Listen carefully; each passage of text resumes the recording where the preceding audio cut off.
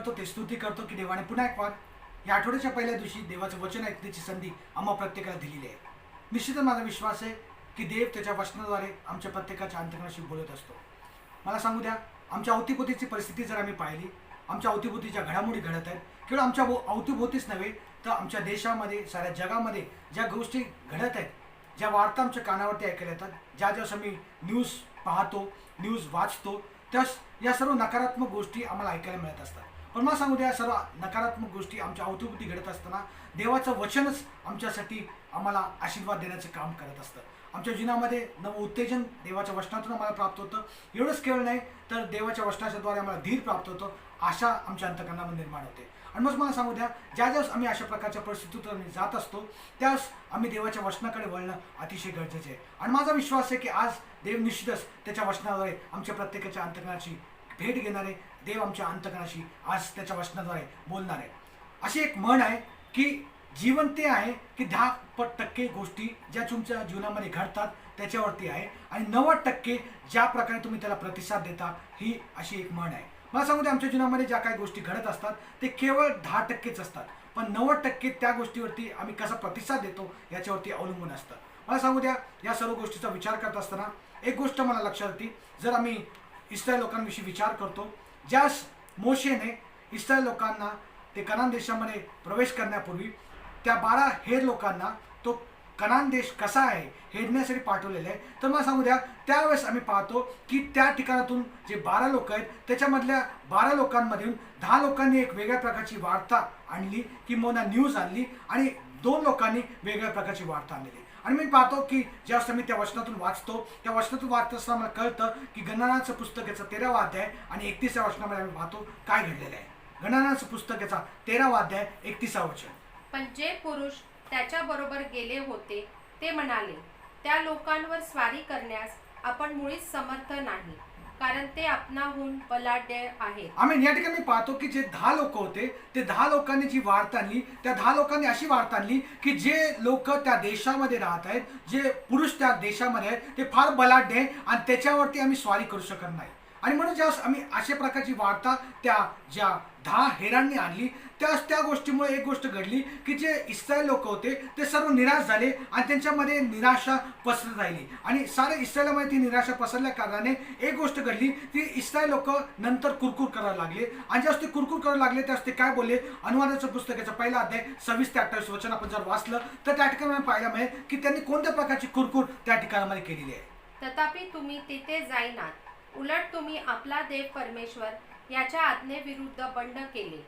तुम्ही आपल्या डेऱ्यात कुरकुर करीत म्हणाला की परमेश्वर आमचा द्वेष करीत आहे आणि म्हणूनच आम्हाला अमोऱ्याच्या हाती देऊन आमचा सत्यानाश करावा, या हेतूने त्याने आम्हाला मिसर देशातून काढून आणले आहे. आम्ही या ठिकाणी पाहतो की इस्रायल लोकांचे जे हेर होते, जे 10 हेर होते, ज्या त्यांनी अशी नकारात्मक वार्ता आणली आणि नकारात्मक वार्ता आणल्यानंतर इस्रायलामध्ये ती पसरली आणि इस्रायली लोकांनी काय केलं माहिती आहे का, केवळ देवाविरुद्ध कुरकुरच केली नाही तर ते देवाविरुद्ध त्यांनी बंड पुकारला. आणि त्यांना असं वाटायला लागलं की देवाने उगीच आम्हाला त्या मिसर देशातून बाहेर आणलं आणि या ठिकाणामध्ये आम्हाला मरण्यासाठी देवाने आणलेले आहे. आणि मग तुम्ही पाहतो की ज्या अशा प्रकारची नकारात्मक वार्ता आमच्या कानावर येते, ती कानावर आल्यानंतर आम्हाला एक प्रकारचं निराशा आमच्या जीवनामध्ये, एवढंच केवळ नाही तर मला सांगू द्या कुरकुर आमच्या मुखातून निघायला लागते. आणि तेवढंच केवळ नाही तर आम्ही देवाविरुद्ध बंड सुद्धा पुकारत असतो. आणि मला सांगू द्या की या गोष्टी त्यांच्या जीवनामध्ये घडत असल्या कारणाने एक गोष्ट घडली की त्यांनी देवावरती विश्वास ठेवण्याचं बंद केलं. They stopped believing God.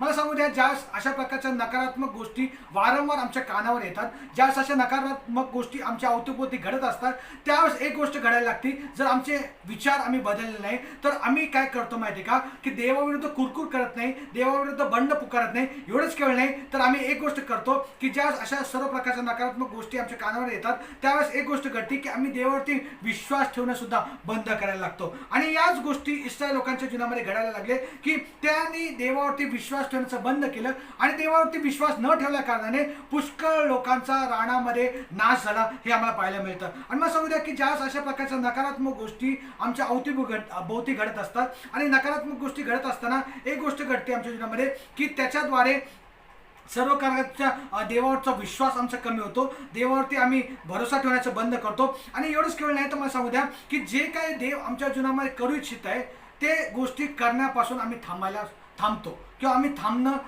थांबायची सुरुवात होते आमच्या जीवनामध्ये. आणि सर्व काही गोष्टी जे देव आमच्या जीवनामध्ये करत आहे त्या गोष्टी करण्यापासून आम्ही थांबतो. एवढंच केवळ नाही तर मला सांगू द्या की आम्ही स्वतः निराश होतो आणि त्याचबरोबर आमच्या अवतीभोवती असणाऱ्या लोकांना सुद्धा आम्ही निराश करत असतो. मला सांगू द्या की आमच्या जीवनामध्ये देवाचा जो उद्देश आहे, देवाचे जे गोल्स आहे, देवाचा जो पर्पज आमच्या जीवनामध्ये आहे तो करण्यापासून आम्ही थांबतो आणि त्या गोष्टी आम्हाला निराश करतात आणि आम्ही निराशेच्याकडे वळत असतो. पण या गोष्टी सर्व आमच्या जीवनामध्ये घडत असताना एक गोष्ट मला सांगू द्या की आम्ही आमच्या जीवनामध्ये होकारार्थी किंवा सकारात्मक वृत्ती आमच्या जीवनामध्ये ठेवणं अतिशय गरजेचं आहे. मला माहिती आहे की ज्यास आम्ही ॲटिट्यूड विषयी विचार करतो, हा ॲटिट्यूड शब्द किंवा आमचा जो वृत्ती आहे हा शब्द ज्यास आम्ही वापरतो, तर पुष्कळ ॲटिट्यूड हा शब्द वापरल्यानंतर त्याला नेगेटिव्हरित्या आम्ही पाहतो. आम्ही म्हणतो त्या व्यक्तीला पुष्कळ ॲटिट्यूड आहे. आणि हा ॲटिट्यूड जसं आम्ही विचार करतो आणि त्याच्याशी बोललं जातं त्यास नकारात्मकरित्या पुष्कळ ॲटिट्यूडविषयी बोललं जातं. पण मला सांगू द्या आम्ही जस्ट ते होकारार्थी किंवा सकारात्मकरित्या आम्ही आमच्या जीवनामध्ये वृत्ती असणं हे फार गरजेचं आहे. वृत्ती म्हणजे काय माहिती आहे का? ॲटिट्यूड शब्दाविषयी विचार केला तर आमचं जे पॉश्चर असतो किंवा आम्ही ज्या प्रकारे आम्ही वागतो, ज्या प्रकारे मी उभे राहतो, ज्या प्रकारे मी बोलतो. मला सांगू द्या ज्या नकारात्मक गोष्टी आमच्या कानावरती येतात तर पुष्कळ आमचे खांदे खाली जाण्याची प्रसंग आम्हाला सामोरे जावं लागतं किंवा आमच्या जीवनामध्ये आमचे खांदे खाली जातात, आम्ही निराश होतो, दुःखित होतो. पण मला सांगू द्या आम्ही यावेळेस कळलं पाहिजे आमच्या जीवनामध्ये की ते सकारात्मक असणं किंवा सकारात्मक प्रकारची वृत्ती आमच्या जीवनामध्ये असणं किंवा सकारात्मक आम्ही होणं हे फार गरजेचं आहे. आणि त्याचं मूल्य काय हे आम्ही देवाच्या वचनातून मी पाहणं अतिशय गरजेचं आहे. आम्ही याचं उत्तम उदाहरण पाहतो की ज्या नेहम्या आणि त्याचे काही लोक ते यरुशलेमाचे कोट बांधण्यासाठी निघाले. त्यावेळेस त्यांनी कोणत्या प्रकारचं आपल्या जीवनामध्ये सकारात्मक ते कसे होते किंवा सकारात्मकरित्या त्यांनी कसं तो कोट बांधण्यासाठी सुरुवात केली. त्यावेळेस सुद्धा त्या परिस्थितीतून ते जात असताना सांगू द्या जास्त ते यरुशलेमाचे कोट बांधत होते त्यास ते बांधत असताना सुद्धा त्यांना पुष्कळ वेळेस नकारात्मक लोकांना, नकारात्मक वार्तेला तोंड द्यावं लागलं, विरोधाला तोंड द्यावं लागलं. पण या सर्व परिस्थितीतून जात असताना त्यांनी सकारात्मक होण्याचं थांबवलं नाही. मला सांगू द्या त्याचं मुख्य कारण माहिती आहे का? नेहम्याचं पुस्तकाचं 4 अध्याय आणि 6 वचन आपण वाचूया. नेहम्याचं पुस्तक 4 अध्याय 6 वचन काय म्हणतं? या प्रकारे आम्ही सर्वांनी कोट बांधण्याचे काम चालवले. तो कोट निम्मा तयार झाला कारण लोक अगदी मन लावून काम करीत होते. त्याच्यासाठी त्यांनी एक गोष्ट केली की तिथं असं म्हणलेले की लोक अगदी मन लावून ते काम करत होते. मला सांगू द्या सकारात्मक होण्यासाठी आमचं मन त्या कामामध्ये लावणं, ती गोष्ट करण्यामध्ये लावणं अतिशय गरजेचं आहे. ज्यावेळेस हे लोक नेहम्या आणि त्याचे साथीदार जे होते ते ज्या यरुशलेमाचा कोट बांधण्यासाठी निघाले तर त्यांनी एक गोष्ट केली की त्यांनी आपलं मन लावून ते कोट बांधण्याचं काम केलं. आणि मन लावून कोट बांधण्याचं काम करत असताना त्यांना पुष्कळ लोकांनी विरोध केला. जर तुम्ही नेहम्याचं पुस्तक वाचलं, याचा 4 अध्याय 1 ते 3 वचन वाचलं तर त्या ठिकाणामध्ये वेगवेगळ्या प्रकारच्या लोकांनी त्यांना विरोध करण्याचा प्रयत्न केला. आपण वाचूया नेहम्याचं पुस्तकाचा 4 अध्याय आणि 1 ते 3 वचन.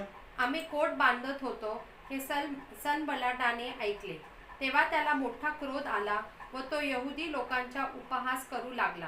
तो आपले बांधव व शम्रोनाचे सैन्य यांच्यासमोर म्हणाला, हे दुर्बल यहुदी काय करणार?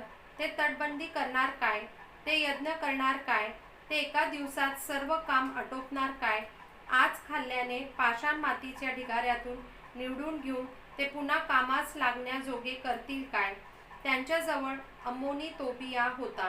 तो म्हणाला, ते जे बांधकाम करीत आहेत त्यावर एखादा कोल्हा चढला तरी तो त्यांचे कोट पाडून टाकेल. आमेन. या ठिकाणी मी पाहतो की देवाचं वचन आम्हाला वाचायला मिळतं, देवाचं वचन आम्ही ऐकलेलं आहे. त्या वचनामधून आम्हाला एक गोष्ट कळते की ज्या वेळेस या वार्ता लोकांनी ऐकली की ते यरुशलेमाचे कोट बांधायला नेहम्या निघालाय तेव्हा त्याचे विरोध लोक करू लागले. एवढंच केवळ नाही तर त्याचा उपहास करू लागले. अनेक लोकांनी त्याचा उपहास केला, त्याची अवहेलना केली आणि ते म्हणले की जर हा कोट बांधायला निघालाय तर एखादा कोल्हा जरी त्याच्यावरती चढला तरी तो कोट पडणार आहे. आणि अशा प्रकारच्या अवहेलनेला, अशा प्रकारच्या आम्ही पाहतो उपहासाला नेहम्याने आणि त्याच्या जे साथीदार होते त्यांनी तोंड दिलेले. पण हे सर्व करत असताना त्यांनी त्याच्याकडे दुर्लक्ष केलं. त्याचं कारण काय माहिती का? त्यांचं लक्ष केवळ कोट बांधण्याकडे लागलेलं होतं. आम्ही सुरुवातीच्या वचनामध्ये वाचल्याप्रमाणे आम्हाला पाहायला मिळतं की त्यांनी त्यांचं मन फक्त ते यरुशलेमाचे कोट बांधण्याकडे लावलेले. आणि म्हणून आम्ही पाहतो की ज्या अशा प्रकारचा फोकस आमच्या जीवनामध्ये असला, अशा प्रकारचा ध्येय जर आमच्या जीवनामध्ये आम्ही ठेवला की जे काम मला करायचे, मला सांगू द्या आम्ही सुरुवातीला ऐकल्याप्रमाणे की ज्यावेळेस आम्ही नकारात्मक विचार करतो, नकारात्मक आमची वृत्ती होती, त्यास एक गोष्ट घडते की देवाचं काम जे आम्हाला आमच्या जीवनामध्ये करायचं आहे ते करण्यापासून आम्ही थांबत असतो. पण नेहमीच्या जीवनाच्या द्वारे आणि नेहमीचे जे साथीदार ज्यांनी कोट बांधण्याचा निर्णय घेतला त्यांच्या जीवनाच्या द्वारे मला एक गोष्ट कळते की ज्यावेळेस अशा प्रकारचा सकारात्मक वृत्ती आमची असते, अशा प्रकारचे जर ॲटिट्यूड आमच्या जीवनामध्ये असेल तर मला सांगू द्या की आम्ही देवाची सेवा करणं अतिशयरित्या चांगल्यारीत्या करू शकतो. आम्ही देवाची सेवा अतिशय चांगल्यारीत्या करू शकतो. एवढंच केवळ नाही तर मला सांगू द्या, जे काय देवाला आमच्या जीवनामध्ये करायचंय, जे काय देवाला आम्हाला बनवायचंय ते करण्यासाठी आम्ही नेहमी योग्य प्रकारचा प्रतिसाद देत असतो. एवढंच केवळ नाही तर ज्यास आम्ही पाहतो की नकारात्मक वृत्ती आमची असते त्यास एक गोष्ट घडते की तो व्यक्ती स्वतः निराश होतो आणि इतरांना सुद्धा निराश करतो. पण ज्यास एखादा व्यक्ती सकारात्मक असतो तो स्वतः सकारात्मक असल्या कारणाने त्याच्या अवतीभोवती असणाऱ्या लोकांना सुद्धा तो सकारात्मक करत असतो आणि तो त्या प्रकारचा त्यांना उत्तेजन देत असतो आणि त्या प्रकारे त्यांना पुढे वाटचाल करण्यासाठी तो मदत करत असतो. आणि मग सांगू द्या की ज्यावेळेस आम्ही अशा प्रकारची सकारात्मक वृत्ती ठेवतो त्यास एक गोष्ट घडते, जरी आमच्या अवतीभोवती निराशा असेल, जरी आमच्या अवतीभोवती निराशेचे शब्द आम्हाला ऐकायला येत असतील, विरोधात लोक आमच्या विरुद्ध बोलत असतील, एवढंच करण्यात आमचा उपवास आमची अवहेलना करत असतील, तर एक गोष्ट करू शकते की ज्यास आम्ही सकारात्मक असतो त्यास आम्ही या सर्व गोष्टीवरती मात करतो आणि पुढे आमच्या जीवनामध्ये वाटचाल करत असतो. म्हणून सांगू द्या की या सर्व गोष्टी करत असताना आम्ही कधीच निराश होत नाही आणि आम्ही नेहमी होकारार्थी असतो आणि जे काय उद्देश, जे काय ध्येय देवाचं आमच्या प्रत्येकाच्या जीवनासंबंधाने तो आम्ही निश्चितरित्या आमच्या जीवनामध्ये पूर्ण करू शकतो. आणि मग मी सांगतो या ठिकाणी पाहिल्याप्रमाणे की नेहमी आम्ही सकारात्मक असणं, होकारार्थी असणं अतिशय गरजेचं आहे. ज्यावेळेस आम्ही अशा प्रकारचे वृत्ती ठेवतो त्यास आम्ही वाढतो आणि आमच्या अवतीभोवती असणाऱ्या लोकांना सुद्धा आम्ही वाढत असतो. आम्हाला उत्तेजन प्राप्त होते आणि त्या उत्तेजनाच्या द्वारे आम्ही इतरांना सुद्धा उत्तेजित करत असतो. पण मला सांगू द्या की ज्यावेळेस आम्ही या सकारात्मक गोष्टीविषयी, सकारात्मक वृत्तीविषयी, पॉझिटिव्ह ॲटिट्यूडविषयी बोलतो त्यास मला सांगू द्या एक गोष्ट करणं गरजेचं आहे की आम्ही सदैव आमच्या जीवनामध्ये होकारार्थी असणं गरजेचं आहे. We should have a positive attitude. आम्ही नेहमी चूज करावं, निवड करावी की मी काही जरी झालं तर होकारार्थीच असणार आहे किंवा सकारात्मक सुद्धा असणार आहे. आणि मला सांगू द्या की आमच्या अवतीभोवतीच्या जीवनामध्ये ज्या गोष्टी घडत आहेत, ज्या परिस्थितीला आम्ही तोंड देत आहोत, त्या परिस्थितीला तोंड देत असताना कदाचित ती परिस्थिती आणि त्या गोष्टी आमच्या आवाक्यात नसतील, किंबहुना मला सांगू द्या ते आमच्या हातामध्ये नसतील. पण एक गोष्ट मला सांगू द्या, या सर्व गोष्टी घडत असताना त्या परिस्थितीपेक्षा आमची वृत्ती किंवा आम्ही त्याला कसा प्रतिसाद देतो हे निश्चितच आमच्या हातामध्ये आहे. मला सांगू द्या की आम्ही आमच्या जीवनामध्ये आमच्या वृत्तीमध्ये आमच्या कंट्रोल आम्ही ठेवला पाहिजे की आम्ही ज्या प्रकारे आमचे ॲटिट्यूड आहे आणि आमचा स्वभाव आहे, आमचे मूड्स आहे. मला सांगू द्या पुष्कळ आम्ही ज्या अशा नकारात्मक गोष्टी आमच्या जीवनामध्ये घडतात, आम्हाला ऐकायला मिळतात, तर आमचा मूड बदलतो आणि मग त्या परिस्थितीमुळे आम्ही बदलतो आणि आमचे विचार बदलतात. पण मला सांगू द्या जसं मी सकारात्मक होण्याचं ठरवतो की आम्ही सकारात्मक राहण्याचा विचार करतो, निर्णय घेतो, तर असं एक गोष्ट घडते की जरी परिस्थिती आमच्या आवाक्याच्या बाहेर असली तरी त्या परिस्थितीला कसा प्रतिसाद द्यावा हे आमच्या हातात असतं आणि योग्य तो प्रतिसाद देण्यासाठी आम्ही ते प्रयत्न करत असतो. मला सांगू द्या की आम्ही आमच्या अवतीभोवती घडणाऱ्या गोष्टींवरती नियंत्रण ठेवू शकत नाही, पण आम्ही स्वतःवरती आणि त्या गोष्टींना कशा प्रकारे आम्ही प्रतिसाद देऊ शकतो त्याच्यावरती आम्ही नियंत्रण ठेवू शकतो. आणि म्हणूनच मला सांगू द्या, जर देवाचं वचन आम्ही वाचलं तर देवाच्या वचनामध्ये एक सुंदरसं उदाहरण याकोबाच्या पत्राचा पहिला अध्याय आणि दुसऱ्या वचनामध्ये आम्हाला पाहायला मिळतं की जर आम्हाला अशा परिस्थितीत आम्ही जात असतो, कदाचित नकारात्मक गोष्टी आमच्या अवतीभोवती घडत आहेत, आमच्या इच्छेविरुद्ध गोष्टी घडत आहेत, ज्या गोष्टीवरती आमचं नियंत्रण नाही, अशा प्रकारच्या गोष्टी आमच्या जीवनामध्ये घडत आहेत, पण त्या गोष्टीतून आम्ही जात असताना जर आम्ही सकारात्मक असलो तर कशा प्रकारे आम्ही त्याला प्रतिसाद देतो. माझ्या बंधूंनो, नाना प्रकारच्या परीक्षांना तुम्ही तोंड द्यावे लागते तेव्हा तुम्ही आनंदच माना. आम्ही या ठिकाणी तो काय म्हणतो, याकोबाच्या पत्रामध्ये पहिला अध्याय दुसऱ्या वचनामध्ये तो म्हणतो की ज्यावेळेस तुम्हाला वेगवेगळ्या परीक्षांना तोंड द्यावे लागते त्यावेळेस तुम्ही आनंदच करा. मला सांगू द्या, हा एक मोठा विरोधाभास आहे. मनुष्य कठीण प्रसंगातून जातोय, कठीण परिस्थितीतून जातोय, पण तो ते परिस्थितीतून जात असताना दुःख करत नाही, कुरकुर करत नाही, निराश होत नाही, तर त्या परिस्थितीतून जात असताना तो म्हणतो आनंद करा. मला सांगू द्या या ठिकाणी पाऊल ज्यावेळेस फिलिप्पियस पत्राविषयी विचार करतो आम्ही त्यावेळेस सुद्धा तो फिलिप्पियस 4:4 मध्ये म्हणतो सर्व परिस्थितीमध्ये आनंद करा. आजही याकोबाच्या पत्रामध्ये आम्ही वाचल्याप्रमाणे आम्हाला एक गोष्ट पाहायला मिळते की तो म्हणतो की ज्यावेळेस आम्ही परीक्षेतून जातो त्यावेळेस आम्ही दुःख होऊ नये, निराश होऊ नये, कुरकुर करू नये किंवा देवावर बंड पुकारू नये, देवावर अविश्वास दाखवू नये, तर आम्ही काय करावं, त्या परिस्थितीतून जात असताना आम्ही आनंद करावा. आनंद करण्यासाठी आम्हाला कारण काय आहे तर 3 आणि 4 वचन त्याच अध्यायाचे याकोबाचे पत्राला पहिला अध्याय 3 आणि 4 वचन मध्ये आम्ही वाचूया. आम्ही का आनंद करू शकतो. तुम्हाला ठाऊक आहे की तुमच्या विश्वासाच्या परीक्षेने धीर उत्पन्न आम्ही होतो. आनंद करतो त्याचं कारण काय माहितीये का? विश्वासाच्या परीक्षेने. ज्यास आम्ही परीक्षेतून जात असताना देवावरचा विश्वास अडल असतो, त्या विश्वासाच्या परीक्षेने काय होतं माहितीये का? धीर उत्पन्न होतो. आणि धीराला आपले कार्य पूर्ण करू द्या, आणि धीराला आपले कार्य पूर्ण करू द्या, यासाठी की तुम्ही कशातही उणे न होता तुम्हाला अखंड परिपूर्णता प्राप्त व्हावी. आमेन. या ठिकाणी तो म्हणतो की त्यामुळे आम्ही कोणत्याही गोष्टीमध्ये उणे न होता सर्व गोष्टीमध्ये आम्हाला परिपूर्णता प्राप्त व्हावी. मला सांगू द्या, ज्यास आम्ही वेगवेगळ्या प्रकारच्या प्रसंगातून जात असतो, संकटातून जात असतो, अडचणीतून जात असतो, त्यास आम्ही निवड करायची असते की त्या परिस्थितीतून जात असताना आम्ही कुरकुर करणार आहोत, आम्ही निराश होणार आहोत, आम्ही नकारात्मक होणार आहोत का आम्ही सकारात्मक होऊन आम्ही त्या परिस्थितीला तोंड देणार आहोत, आम्ही आनंदी राहणार आहोत का आम्ही दुःखी होणार आहोत, हे आम्ही त्याच्या वचनातून पाहायला शिकतो. त्याच प्रकारे मी पाहतो की ज्यास आम्ही या सर्व प्रसंगातून जात असतो त्यास रोमकर्सपत्राचा 12 अध्याय 12 वचन काय सांगता मला वाचूया. आशेने हर्षित व्हा, संकटात धीर धरा, प्रार्थनेत तत्पर राहा. या ठिकाणी तो म्हणतो आशेने हर्षित व्हा. मला सांगू द्या, जी देवामध्ये आम्हाला आशा प्राप्त झालेली आहे त्या आशेमुळे आम्ही हर्षित होतो. मला सांगू द्या, या जगामध्ये आम्ही पाहतो की ज्या संकटांना आम्ही तोंड देतो, ज्या परिस्थितीने आम्ही तोंड देतो, एक गोष्ट मला खात्रीशीर माहिती आहे की ती परिस्थिती क्षणिक आहे. जी प्रसंगाला आम्ही तोंड देतो ते क्षणिक आहे, पण जे काही देवाचं गौरव आमच्या जीवनामध्ये आम्हाला प्राप्त होणार आहे ते अनंतकालिक आहे. आणि मग तो म्हणतो आशेने हर्षित व्हा. पुढं काय म्हणतो अजून वाचा.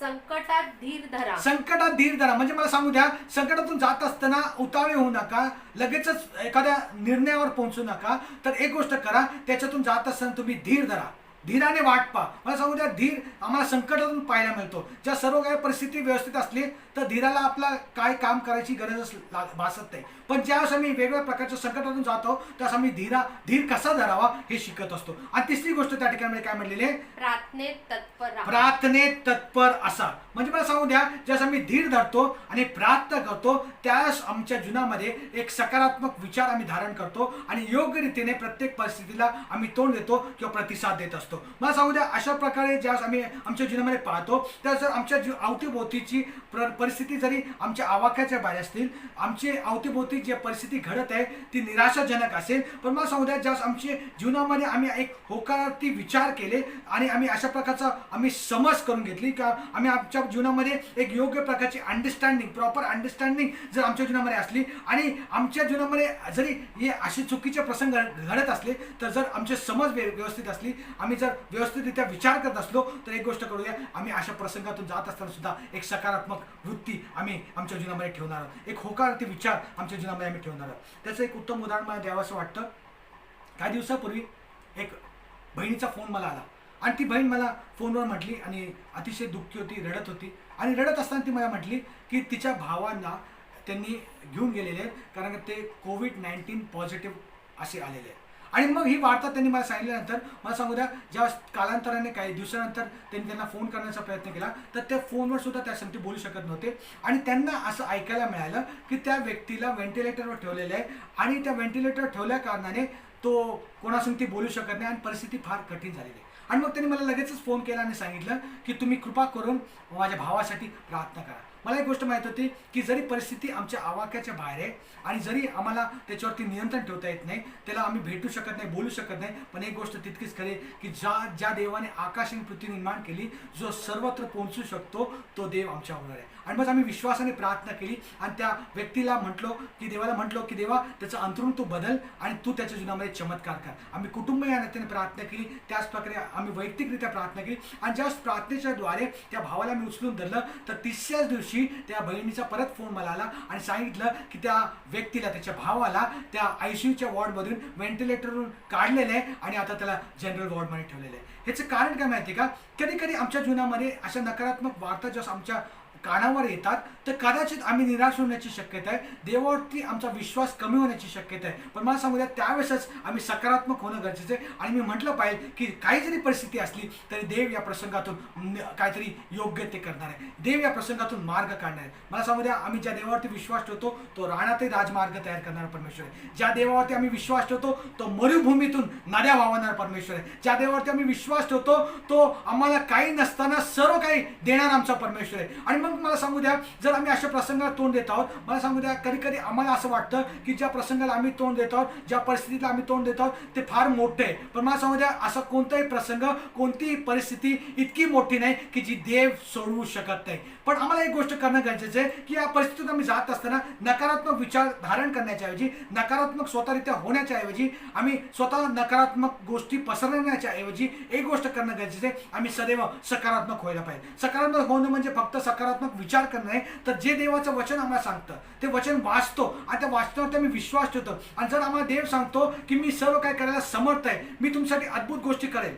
मला माहिती आहे की देवाचं वचन आम्हाला सांगतं, जर आम्ही वाचलं तर फिलिप्पी 4:13 आमच्या सर्वांचं आवडतं वचन आहे. आणि त्या फिलिप्पी 4:13 मध्ये मी पाहतो की तो म्हणतो की मी ख्रिस्त येशूच्या ठाई सर्व काय करायला समर्थ आहे. हे वचन आम्हाला सांगतं की मला जरी कठीण प्रसंगातून जावं लागलं, कठीण प्रश्नांना मी तोंड देत असो, आमच्या अवतीभोवती चुकीचं वातावरण जरी असेल, तर एक गोष्ट तितकीच करेल की देव त्याच्याद्वारे आमच्या जीवनामध्ये कार्य करणार आहे. एवढंच केलं नाही तर आम्ही सुद्धा त्या गोष्टींवरती मात करणार आहे.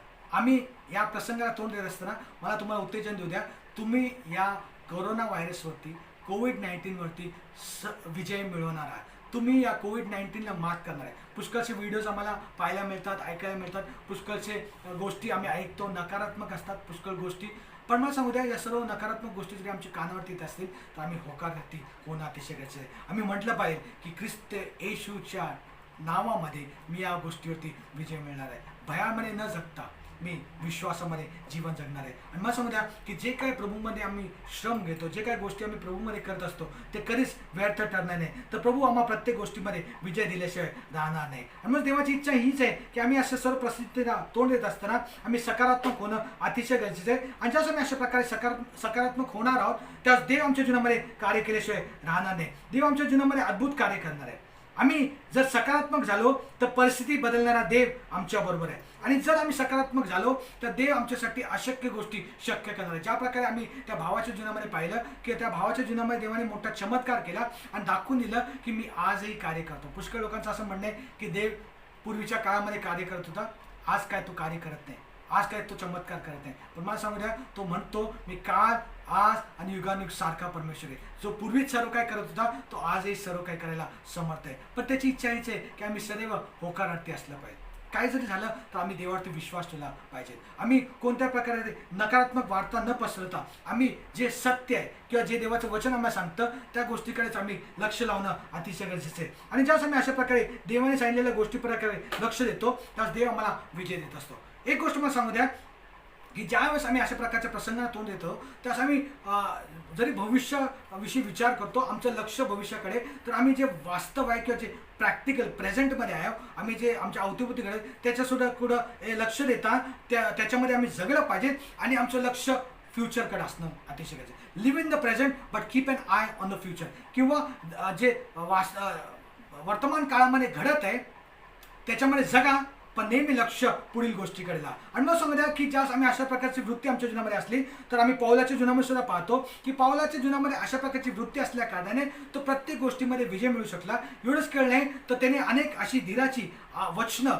त्याच्या पत्रांमध्ये त्याच्या लोकांना लिहिले आणि त्या वचनांच्या द्वारे आजही आम्ही पाहतो की देव आम्हाला धीर देत असतो. आणि मग मला सांगू द्या, सर्वांचा जर सारांश मी पाहिला तर आम्हाला एक गोष्ट कळते की आम्हाला जर आमच्या जीवनामध्ये कोणती गोष्ट मिळवायची असेल तर ती गोष्ट मिळवण्यासाठी कदाचित ती आमची आत्मिक वाढ असेल, कदाचित आमच्या जीवनामध्ये आम्ही जे ध्येय ठेवलेले आहेत त्याच्याविषयी असेल, पण त्या सर्व गोष्टी करत असताना आम्ही होकारार्थी असणं अतिशय गरजेचं आहे. आणि मग सांगू द्या, ज्यावेळेस आम्ही होकारार्थी असतो त्यावेळेसच खऱ्या अर्थाने आम्ही वाढू शकतो, त्यावेळेसच आम्ही खऱ्या अर्थाने यशस्वी होऊ शकतो. जर आम्ही होकारार्थी असलो तर आम्ही पाहतो की देवाची जी योजना आमच्या जीवनामध्ये आहे ती आम्ही पूर्ण करू शकतो. जर आम्ही होकारार्थी असलो तर देवाचं जे ध्येय आमच्या प्रत्येक जीवनामध्ये आहे ते आम्ही पूर्ण केल्याशिवाय राहत नाही. आणि मग सांगू द्या की या सर्व गोष्टी आम्ही विचार करत असताना मला सांगू द्या की आम्ही सदैव सकारात्मक असणं अतिशय गरजेचं आहे, होकारार्थी असणं अतिशय गरजेचं आहे. आणि हे आमच्यासाठी एक कदाचित मोठं आव्हान असेल. नकारात्मक गोष्टी घडत असताना आम्ही सकारात्मक कसं बोलू शकतो, का आम्ही त्या गोष्टींकडे दुर्लक्ष करायचं. मला सांगू द्या, ज्यावेळेस ते हेरण्यासाठी गेले असताना दोन प्रकारचे लोक आम्ही त्या ठिकाणी पाहतो. एक तर जे होकारार्थी होते किंवा सकारात्मक होते आणि जे नकारात्मक होते. त्या दोघींनी गटांच्या लोकांनी त्या राक्षसांना पाहिलं होतं. त्या जे सकारात्मक होते ते राक्षसाविषयी बोलत असताना असं म्हणले नाही की ते राक्षस त्या ठिकाणामध्ये नाही आहे. ते म्हणले त्या ठिकाणी राक्षस आहे, पण त्यांच्यामध्ये एक सकारात्मक भूमिका त्यांनी धारण केली आणि ती भूमिका ही होती की ते म्हणले जरी ते राक्षस असले त्या ठिकाणामध्ये तरी त्या राक्षसावरती आम्ही विजय मिळवू शकतो. मला सांगू द्या, जसं आम्ही आमच्या जीवनामध्ये परिस्थितीला तोंड देत असतो त्याच्याविषयी न बोलता किंवा त्याच्याकडे दुर्लक्ष करण्यापेक्षा ती परिस्थिती ॲक्नॉलेज करणं गरजेचं आहे. ती परिस्थिती जरी जी आहे, ज्या परिस्थितीला आम्ही तोंड देतो त्या परिस्थितीच्या विषयी आम्ही मानणं गरजेचं आहे, की ती करणं गरजेचं आहे की ती परिस्थितीला आम्ही तोंड देतो. पण त्याचबरोबर आम्ही एक गोष्ट म्हणणं गरजेचं आहे की ती परिस्थितीला जर मी तोंड देत आहे, या प्रसंगाला जरी मी तोंड देत आहे, तरी मला एक गोष्टीची खात्री आहे की त्या प्रसंगावरती मात करण्याचं सामर्थ्य देवाने मला दिलेलं आहे. आणि अशा प्रकारे जसं मी राहतो तसं मी सकारात्मक खऱ्या अर्थाने होऊ शकतो. म्हणून तुम्हाला सांगू द्या, मला शेवटची गोष्ट सांगायची की ज्यावेळेस तुम्ही अशा प्रकारच्या प्रसंगाला तोंड देता त्यावेळेस जी काही नकारात्मक वार्ता आहे ती ऐकणं बंद करा. नकारात्मक लोकांच्या बरोबर राहणं बंद करा. कधी कधी आम्ही सारखं जे लोकांबरोबर राहतो ते नकारात्मक जर असले तर ते जे नकारात्मक असल्या कारणाने आम्ही सुद्धा शक्यता असते की नकारात्मक होऊ शकतो. पण मला सांगू द्या की देवाने आम्हाला एक सुंदरशी संधी आज दिलेली आहे की आम्ही ती निवड करावी. Choice is yours. आणि ती चॉईस आम्ही करणं अतिशय गरजेचं आहे. आणि ती चॉईस मला सांगू द्या की ती चॉईस ही आहे की काही जरी झालं तर मी आज सकारात्मक राहणार आहे. काही जरी झालं तर मी माझा देवाचा विश्वास कायम ठेवणार आहे. काही जरी झालं तर मला सांगू द्या की माझ्या अवतीभोवती ज्या काही नकारात्मक गोष्टी आहे त्याला मी कोणत्या प्रकारचे थारा देणार नाही. काही जरी झालं तर मी जरी वर्तमान काळामध्ये जगत आहे तरी माझं लक्ष नेहमी भविष्य काळाच्या गोष्टीकडे लागणार आहे. मला सांगू द्या, पुष्कळ लोकांचं असं म्हणणं आहे की this is going to be the new normal.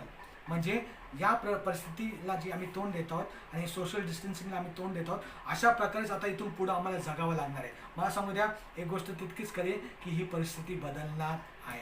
This is not the new normal. अशा प्रकारेच आम्हाला जगावं लागणार नाही. तर मला सांगू द्या, होकारार्थी मला सांगू द्या की निश्चितच आमची परिस्थिती पहिल्यासारखी असणार आहे. ज्या परिस्थितीमध्ये आम्ही एकत्रितरित्या येऊन देवाची उपासना करू शकतो, ज्या परिस्थितीमध्ये आम्ही देवाची आराधना करू शकतो, पण मला सांगू द्या त्यासाठी आम्हाला एक गोष्ट करणं गरजेचं आहे की आम्हाला एक योग्य निवड करायची आहे की मी देवावरती विश्वास ठेवणार आहे.